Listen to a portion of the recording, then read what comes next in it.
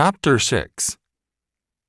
All that year, the animals worked like slaves, but they were happy in their work.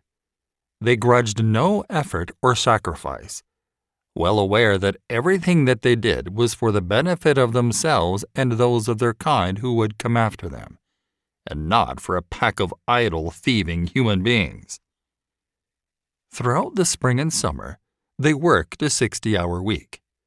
And in August, Napoleon announced that there would be work on Sunday afternoons as well. This work was strictly voluntary, but any animal who absented himself from it would have his rations reduced by half. Even so, it was found necessary to leave certain tasks undone. The harvest was a little less successful than in the previous year, and 2 fields which should have been sown with roots in the early summer were not sown because the plowing had not been completed early enough.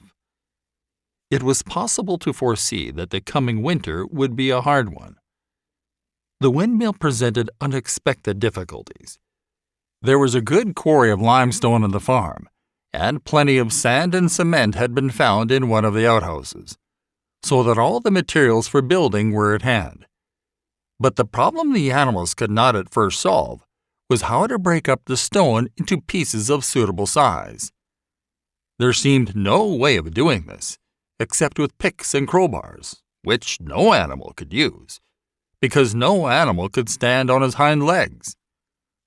Only after weeks of vain effort did the right idea occur to somebody, namely, to utilize the force of gravity. Huge boulders, far too big to be used as they were lying all over the bed of the quarry.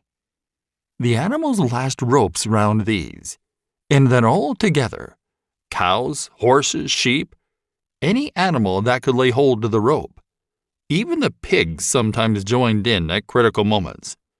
They dragged them with desperate slowness up the slope to the top of the quarry, where they were toppled over the edge to shatter to pieces below. Transporting the stone when it was once broken was comparatively simple. The horses carried it off in cartloads. The sheep dragged single blocks. Even Muriel and Benjamin yoked themselves into an old governess cart and did their share. By late summer, a sufficient store of stone had accumulated, and then the building began, under the superintendence of the pigs. But it was a slow, laborious process. Frequently, it took a whole day of exhausting effort to drag a single boulder to the top of the quarry, and sometimes when it was pushed over the edge, it failed to break. Nothing could have been achieved without Boxer, whose strength seemed equal to that of all the rest of the animals put together. When the boulder began to slip and the animals cried out in despair at finding themselves dragged down the hill, it was always Boxer who strained himself against the rope and brought the boulder to a stop. To see him toiling up the slope inch by inch, his breath coming fast, the tips of his hooves clawing at the ground, and his great sides matted with sweat, filled everyone with admiration. Clover warned him sometimes to be careful not to overstrain himself, but Boxer would never listen to her. His 2 slogans, "I will work harder" and "Napoleon is always right," seemed to him a sufficient answer to all problems. He had made arrangements with a cockerel to call him 3/4 of an hour earlier in the mornings instead of half an hour. And in his spare moments, of which there were not many nowadays, he would go alone to the quarry, collect a load of broken stone, and drag it down to the site of the windmill unassisted. The animals were not badly off throughout that summer, in spite of the hardness of their work. If they had no more food than they had had in Jones's day, at least they did not have less. The advantage of only having to feed themselves and not having to support 5 extravagant human beings as well was so great that it would have taken a lot of failures to outweigh it. And in many ways, the animal method of doing things was more efficient and saved labor. Such jobs as weeding, for instance, could be done with a thoroughness impossible to human beings. And again, since no animal now stole, it was unnecessary to fence off pasture from arable land, which saved a lot of labor on the upkeep of hedges and gates. Nevertheless, as the summer wore on, various unforeseen shortages began to make themselves felt. There was need of paraffin oil, nails, string, dog biscuits, and iron for the horses' shoes, none of which could be produced on the farm. Later, there would also be need for seeds and artificial manures, besides various tools and finally, the machinery for the windmill. How these were to be procured, no one was able to imagine.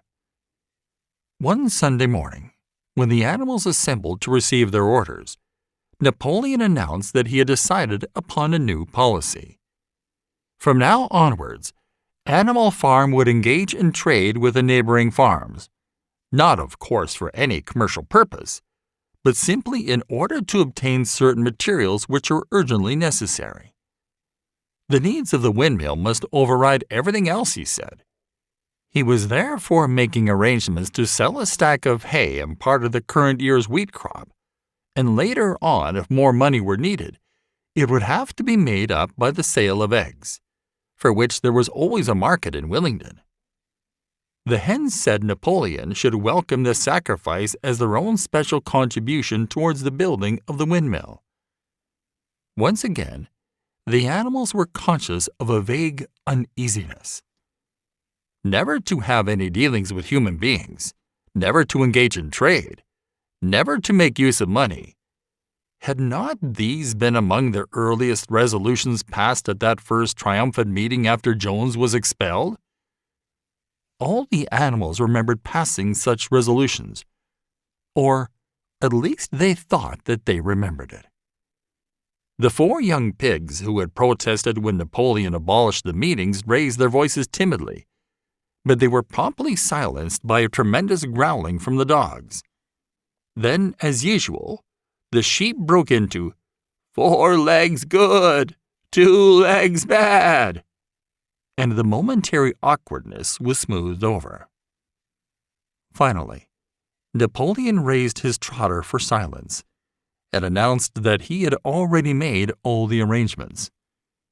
There would be no need for any of the animals to come in contact with human beings, which would clearly be most undesirable. He intended to take the whole burden upon his own shoulders. A Mr. Whymper, a solicitor living in Willingdon, had agreed to act as intermediary between Animal Farm and the outside world, and would visit the farm every Monday morning to receive his instructions. Napoleon ended his speech with his usual cry of, "Long live Animal Farm!" And after the singing of Beasts of England, the animals were dismissed. Afterwards, Squealer made a round of the farm and set the animals' minds at rest. He assured them that the resolution against engaging in trade and using money had never been passed, or even suggested. It was pure imagination, probably traceable in the beginning to lies circulated by Snowball. A few animals still felt faintly doubtful, but Squealer asked them shrewdly, "Are you certain that this is not something that you have dreamed, comrades? Have you any record of such a resolution? Is it written down anywhere?" And since it was certainly true that nothing of the kind existed in writing, the animals were satisfied that they had been mistaken. Every Monday, Mr. Whymper visited the farm as had been arranged. He was a sly-looking little man with side whiskers, a solicitor in a very small way of business, but sharp enough to have realized earlier than anyone else that Animal Farm would need a broker, and that the commissions would be worth having. The animals watched his coming and going with a kind of dread, and avoided him as much as possible. Nevertheless, the sight of Napoleon on all fours delivering orders to Whymper, who stood on 2 legs, roused their pride and partly reconciled them to the new arrangement. Their relations with the human race were now not quite the same as they had been before. The human beings did not hate Animal Farm any less now that it was prospering. Indeed, they hated it more than ever. Every human being held it as an article of faith that the farm would go bankrupt sooner or later, and above all, that the windmill would be a failure. They would meet in the public houses and prove to one another by means of diagrams that the windmill was bound to fall down, or that if it did stand up, then that it would never work.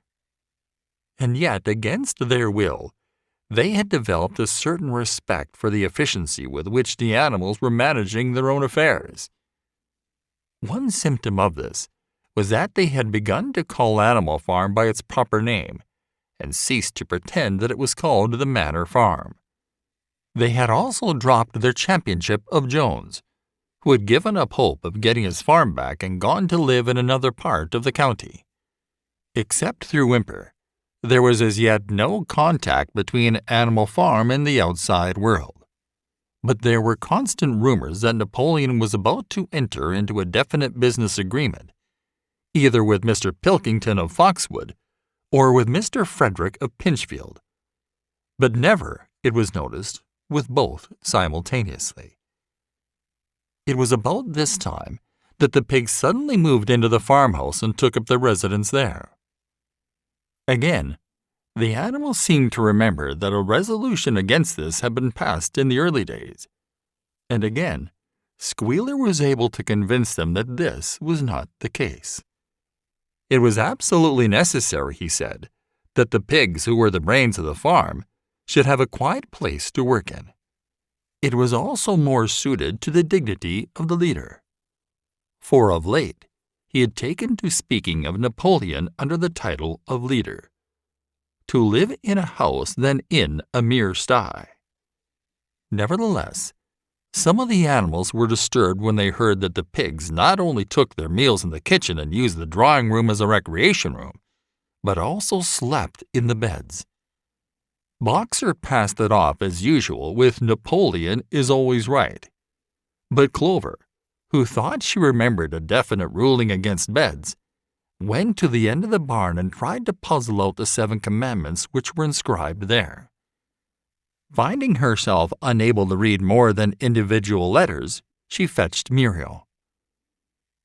"Muriel," she said, "read me the 4th commandment. Does it not say something about never sleeping in a bed?" With some difficulty, Muriel spelt it out. "It says, 'No animal shall sleep in a bed with sheets,'" she announced finally. Curiously enough, Clover had not remembered that the 4th commandment mentioned sheets, but as it was there on the wall, it must have done so. And Squealer, who happened to be passing at this moment, attended by 2 or 3 dogs, was able to put the whole matter in its proper perspective. "You have heard then, comrades," he said, "that we pigs now sleep in the beds of the farmhouse. And why not? You did not suppose surely that there was ever a ruling against beds. A bed merely means a place to sleep in. A pile of straw in a stall is a bed, properly regarded. The rule was against sheets, which are a human invention. We have removed the sheets from the farmhouse beds and sleep between blankets. And very comfortable beds they are too. But not more comfortable than we need, I can tell you, comrades, with all the brain work we have to do nowadays. You would not rob us of our repose, would you, comrades? You would not have us too tired to carry out our duties. Surely none of you wishes to see Jones back." The animals reassured him on this point immediately, and no more was said about the pigs sleeping in the farmhouse beds. And when, some days afterwards, it was announced that from now on the pigs would get up an hour later in the mornings than the rest of the animals, no complaint was made about that either. By the autumn, the animals were tired, but happy. They had had a hard year, and after the sale of part of the hay and corn, the stores of food for the winter were none too plentiful. But the windmill compensated for everything. It was almost half built now. After the harvest, there was a stretch of clear, dry weather, and the animals toiled harder than ever. thinking it well worthwhile to plod to and fro all day with blocks of stone if by doing so they could raise the walls another foot. Boxer would even come out at nights and work for an hour or two on his own by the light of the harvest moon. In their spare moments, the animals would walk round and round the half-finished mill, admiring the strength and perpendicularity of its walls, and marveling that they should ever have been able to build anything so imposing. Only old Benjamin refused to grow enthusiastic about the windmill, though, as usual, he would utter nothing beyond the cryptic remark that donkeys live a long time. November came, with raging southwest winds. Building had to stop because it was now too wet to mix the cement. Finally, there came a night when the gale was so violent that the farm buildings rocked on their foundations, and several tiles were blown off the roof of the barn. The hens woke up squawking with terror, because they had all dreamed simultaneously of hearing a gun go off in the distance. In the morning, the animals came out of their stalls to find that the flagstaff had been blown down, and an almond tree at the foot of the orchard had been plucked up like a radish. They had just noticed this when a cry of despair broke from every animal's throat. A terrible sight had met their eyes. The windmill was in ruins. With one accord they dashed down to the spot. Napoleon, who seldom moved out of a walk, raced ahead of them all. Yes, there it lay, the fruit of all their struggles leveled to its foundations. The stones they had broken had carried so laboriously scattered all around. Unable at first to speak, they stood gazing mournfully at the litter of fallen stone. Napoleon paced to and fro in silence, occasionally snuffing at the ground. His tail had grown rigid and twitched sharply from side to side, a sign in him of intense mental activity. Suddenly he halted, as though his mind were made up. "Comrades," he said quietly, "do you know who is responsible for this? Do you know the enemy who has come in the night and overthrown our windmill? Snowball!" He suddenly roared in a voice of thunder. "Snowball has done this thing. In sheer malignity, thinking to set back our plans and avenge himself for his ignominious expulsion, this traitor has crept here under cover of night and destroyed our work of nearly a year. Comrades, here and now I pronounce the death sentence upon Snowball. Animal hero second class, and half a bushel of apples to any animal who brings him to justice. A full bushel to anyone who captures him alive." The animals were shocked beyond measure to learn that even Snowball could be guilty of such an action. There was a cry of indignation, and everyone began thinking out ways of catching Snowball if he should ever come back. Almost immediately, the footprints of a pig were discovered in the grass a little distance from the knoll. They could only be traced for a few yards, but appeared to lead to a hole in the hedge. Napoleon snuffed deeply at them and pronounced them to be Snowball's. He gave it as his opinion that Snowball had probably come from the direction of Foxwood Farm. "No more delays, comrades!" cried Napoleon when the footprints had been examined. "There is work to be done.